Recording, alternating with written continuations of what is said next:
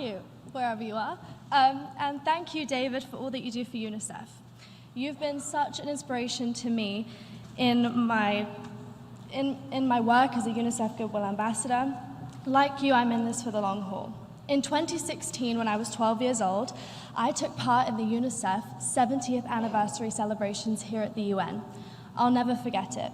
Now, 3 years later, it's great to be back with David to mark another milestone, the 30th anniversary of the Convention on the Rights of the Child. In world capitals and buildings like this, adults talk about children's rights. But today, young people don't want to be talked about. We want to do the talking. Millions of people responded to UNICEF surveys and petitions about what the Convention on the Rights of the Child meant to them. In the words of one young person, be an active voice. Don't let things go unnoticed. So today, I want to talk about an issue that is very personal to me, something that so often goes unnoticed but causes real suffering: bullying. Like David, I've been very lucky in my life. I take nothing for granted. But I also know what it feels like to be vulnerable. At school, I was bullied by a group of students. I remember feeling helpless. You know, school used to be a safe place, and now I was scared to go. I didn't know who I could trust or who I could turn to. Like millions of other girls around the world, I've also been bullied and harassed online. It's a terrifying feeling to look at your phone and see that messages that people are sending you are filled with anger, hate, and even threats.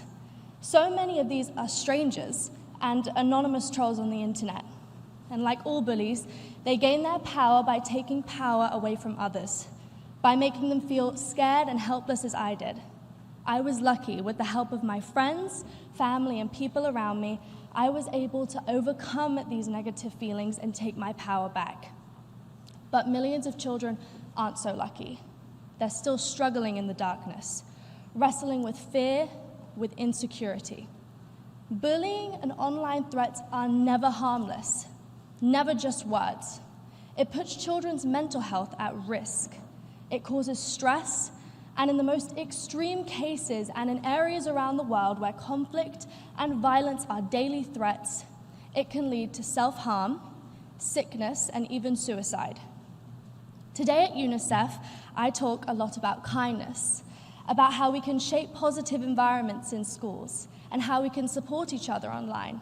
I'm convinced that social media doesn't have to be a place of fear, bullying, and harassment. It can bring people together. It can be a place of love and support. Somewhere in the world right now, a teenage girl is being bullied online.